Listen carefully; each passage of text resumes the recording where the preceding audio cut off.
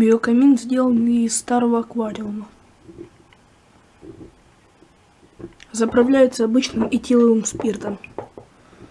Антисептиком.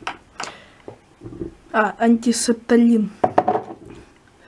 В эту штуку натолкана обычная салфетка. И заправлена этим спиртом. Так это все выглядит.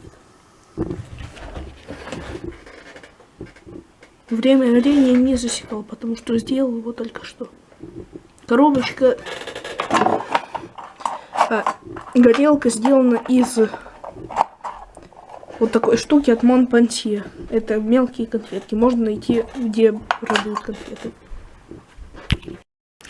Сделал я штуку для тушения, биокамина. Вот такой вот кружочек из фольги. Приклеил это все термоклеем на 2 карандаша. Вот так. И тушение происходит таким образом. Запихиваю я эту штуку в аквариум. Зажимаю горелочку.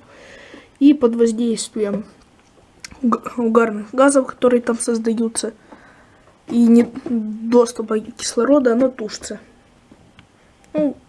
Сюда я налил чуть-чуть вот так воды.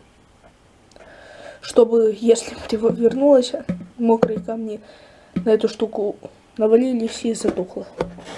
По принципу вот этой штуки. Всем спасибо за внимание, всем пока.